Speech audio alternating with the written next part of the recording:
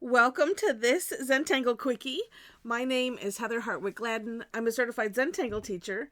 And today we're going to take a look at the tangle Ando from CZT Kim Winebrenner. So we had a ton of fun with this today on our Tangle Time sessions. Tangle Time are free sessions that I do every Thursday. I do 2 of them on Thursday. And they're free, and we have fun. This time, we actually played with 2 tangles. One was yesterday's Flutter, and then today we have Ando. All right, so this is a really neat border. Oh, well, it could be a border tangle, but you could double, triple, you could use them as a filler. I'm just going to show it as a border, though. Okay, and I don't know why I feel like going sideways. Yeah, no, let's go this way. Okay.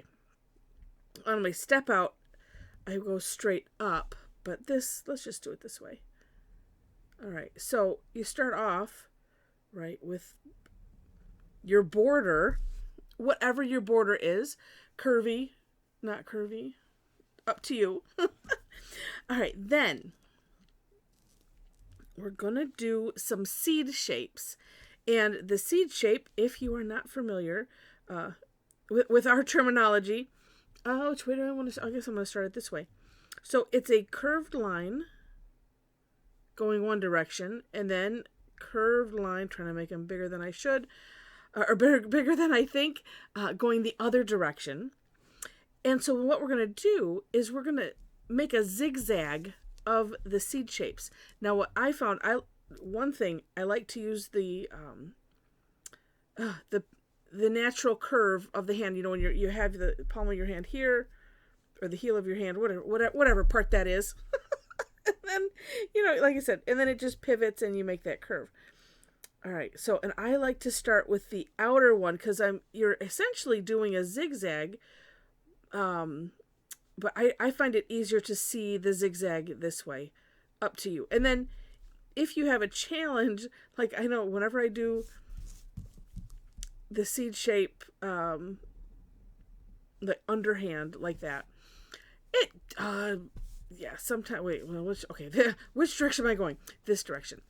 When I do it this way, and I'll just show you. Oh, I can get 3 decent ones. If I do it this way without turning the tile, it turns out okay. But look at these 2 I did the way I just did this one. This one I turned the tile. It's a little more, I don't know, I like both of the lines. Anyway, up to you. I just like to share that. And let's see. Let's just do, because this is going to go off the page. Like that. And then it would kind of go like that. All right. So, all along your border, you're going to do that. Then, in this gap, okay, let's see. What I like to do is I was kind of eyeballing where halfway is. And we're just going to put some C-shaped curve lines. Well, like that. Like that. I was trying to tuck it in there. It doesn't matter. And then coming from that same point, we're going to work our way up the seed shapes.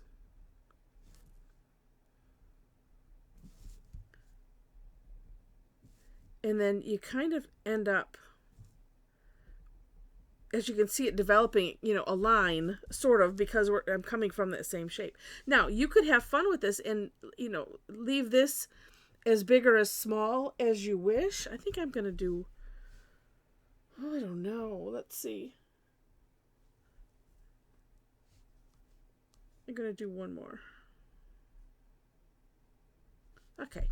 And we do this for all of them. And this one here is about halfway as it is. So let's do that.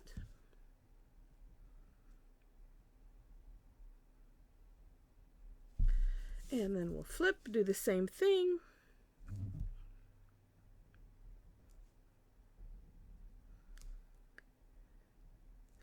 This one is a nice one because, we're just doing the same strokes over and over again. Once you kind of have it, you don't really have to think about it anymore, which makes it for a nice tangle to kind of lose yourself in. And And it's awful pretty. 1, 2, 3, 4, 5. I thought I made that uneven. I couldn't tell just because of the way it was kind of uneven as it was. And it doesn't matter the number of, of lines that you do. It's completely, of course, up to you. And if you do them uneven the way I do, then I didn't really need to add that one, but I wanted to make at least that look similar. All right.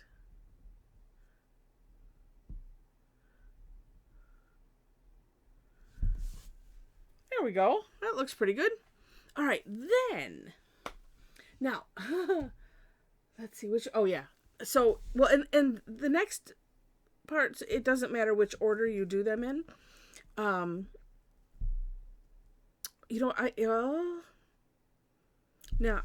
we'll do the rounding. So, actually, this one, it's interesting because she has us doing rounding on these edges. So, the edges that are against the seed shape. Oh, let me be smart here. Hold on. There we go. Okay, because like I said, we were playing with this all day, and so I had all day to be reminded. Get the smaller nib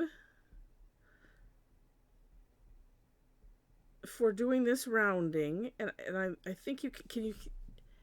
Yes, you can see. So I just made a little curve line. Now you can have these come in as far as you want. It's up to you.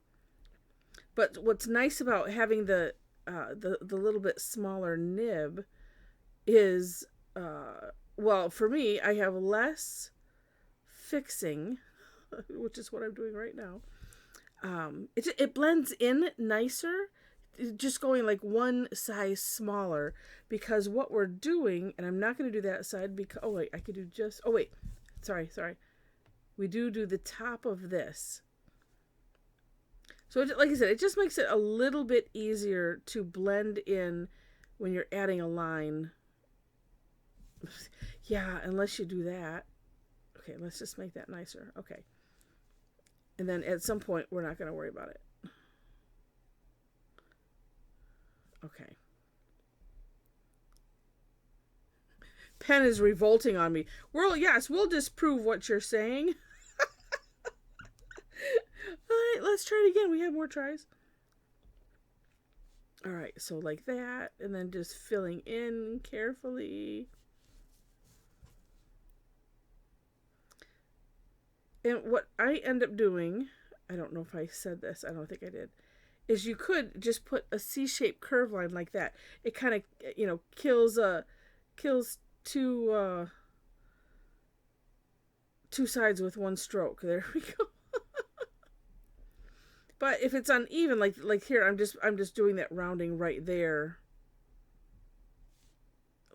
See, you could do, like a flux shape, but although, I mean, that would have a little bit different look. But look, I mean, that just turns out so neat. But, and again, up to you, because it depends on how you want this to look. I would say this is kind of a decorating idea. This part is, well, it depends on your patience level. I mean, with the Zentangle, that's one of the things that we're kind of working on, right? It's, let's relax and things, but everybody has their thing. Some don't care for big fill-ins, and some are totally cool with it. But like I said, it's a lot of little work. But still, like I said, it's a nice one to get lost in. And that's what this does when you were focusing on these little teeny areas. This also, by rounding this last one, because I notice most of mine are just kind of like sloppy or whatever. When I meet this first line to here, it's like, okay, doesn't work out most of the times, it seems like, because I'm having to fill in.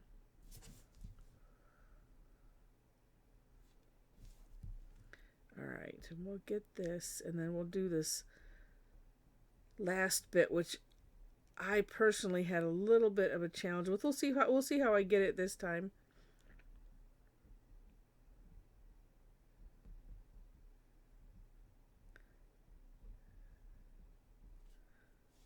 That just looks so neat.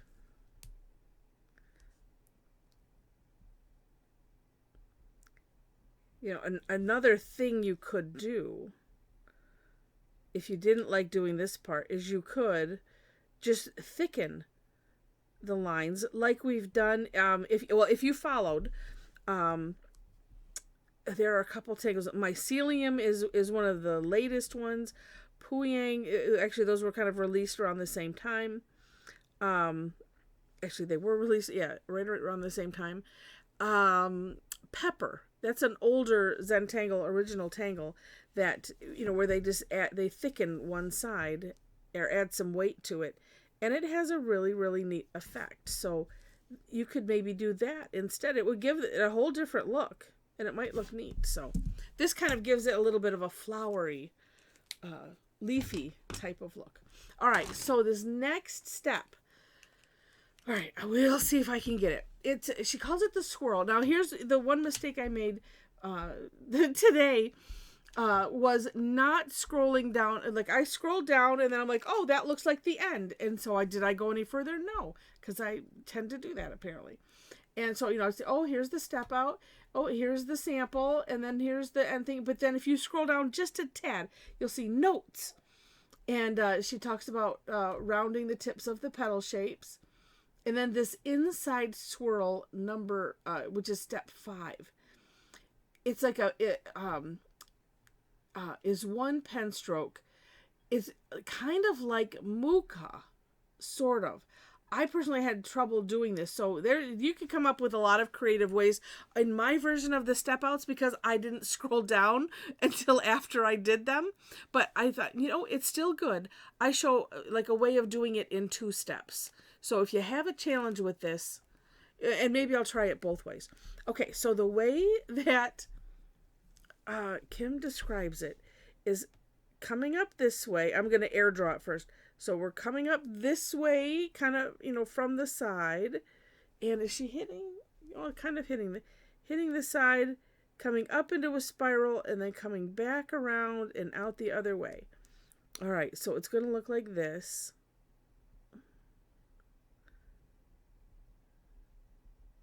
And then back the other way. Like that. I should probably do them all the same way. The one that I did, it was, I kind of put a dot in the middle, and then it did a C shape this way, and then came around the other way. It has a different look than this. That is for sure. Well, you know what? If I do it in the middle, then I can do the last one. Then it'll be, it'll help my symmetrical brain. It's like, well, I want to do it. Okay, so here's what I did. I started in, say the middle, and did like this. Oh, it looks like kind of a half of a heart.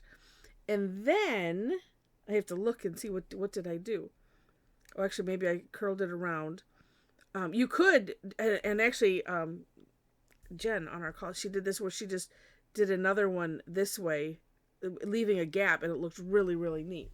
Okay, and then, then coming from this tip, coming around like that, you kind of end up with the same result, sort of. But let's do that. Let's do it Kim's way one more time.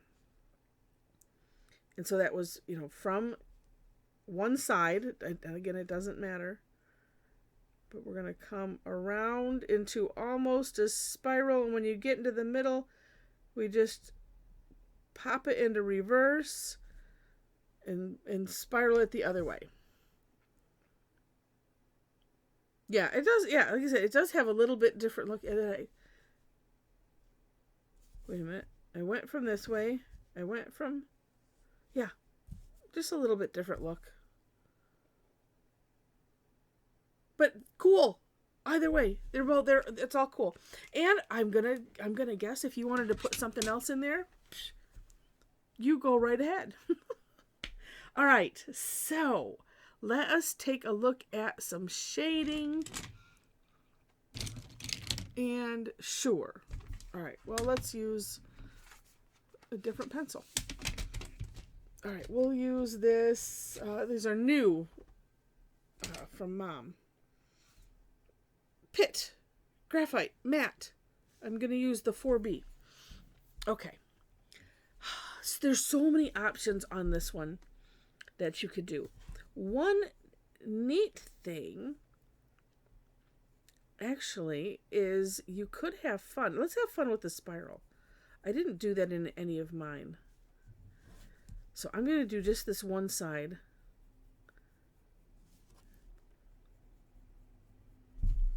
And do I have, oh good, this one has a nice tip still, and we'll just bring it out a little bit.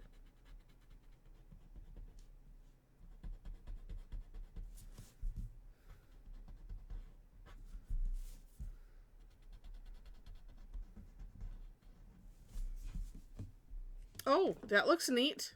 And it kind of emphasizes that one, you know, and then if I wanted to, let's see, let's take a look. Yeah, if I wanted to make this like pop up on top, well, I could do two things. I could make it pop on top by going this way, or I could do this way. I'm going to do this way. Were you thinking that? Yeah, I could do it this way or this way. Okay, I'm going to do it this way. Let me just flip it upside down.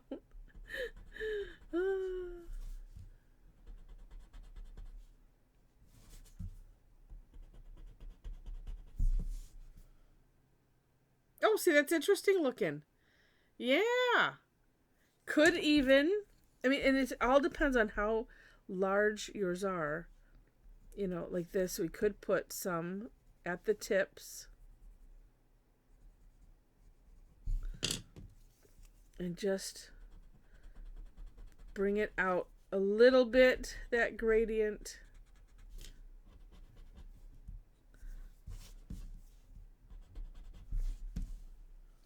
Neat. Okay. And then, gosh. Well, you know, it's screaming to have some shading right down here in this center. Because my rules to myself are, you know, like where things gather like that. And the dark recesses things, so it pushes it down. That's my wording for it. And so let's emphasize that. Oh, look at that.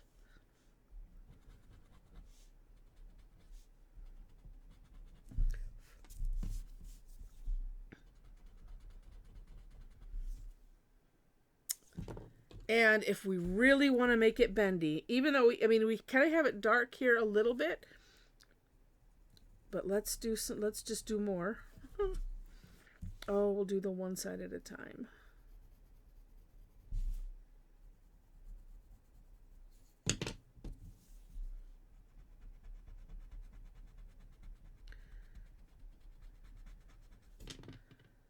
Look at this. Look at how bendy, not so bendy, bendy, not so bendy.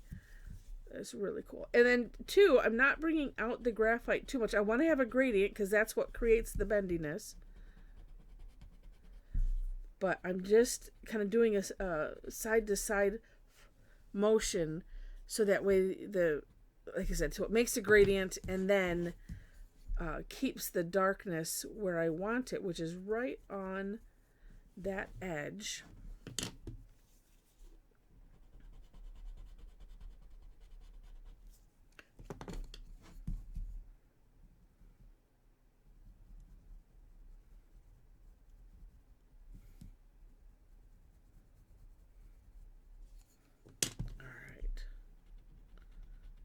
For those that were on Tangle Time, I still have this sea of, I showed on both sessions my sea of pens on my table.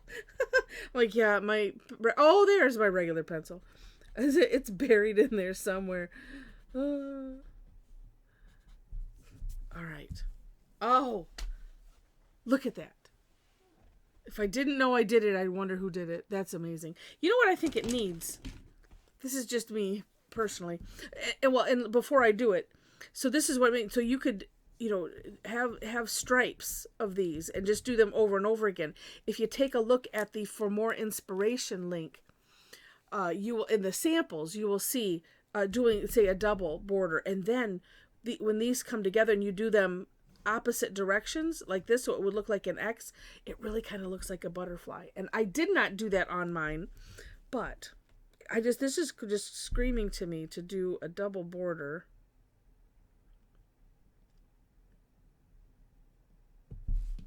Yes.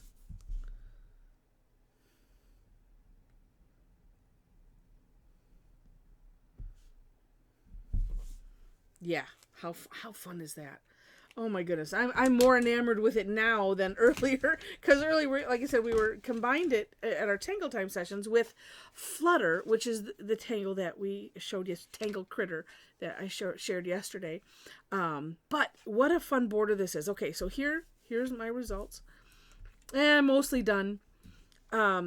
So I dared myself apparently, and I made this because I had this cute border corner rounder that makes these neat shapes, and so I was playing with it, and I'm like, oh well, let's just have this be angled, and it turned out pretty good. It did. It really did. And just, so much fun to play with, and I added color, of course, to it and stuff like that. Maybe I'm gonna come and do it that double, because it needs a little something else. Or just a thick line, because that could be it too. If you're looking at something, you're like, can't put my finger on it. It could be one of those two things. And so, but maybe a thicker border on this one. And then in the PM session, did this one. I gotten this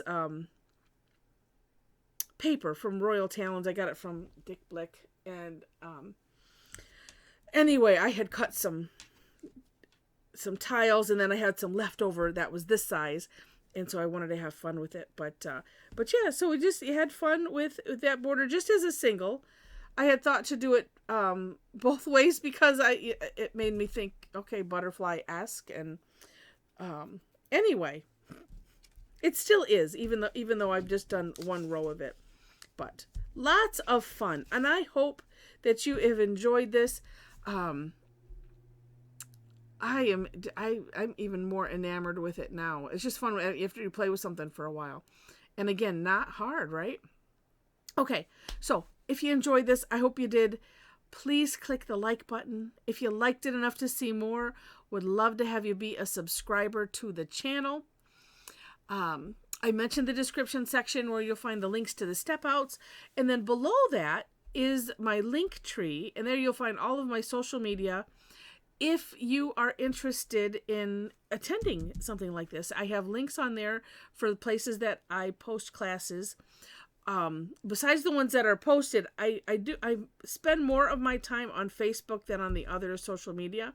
So if you follow my page, or if you want to be part of the conversation and fun, and join our Tangle Addicts community Facebook group, we'd love to have you.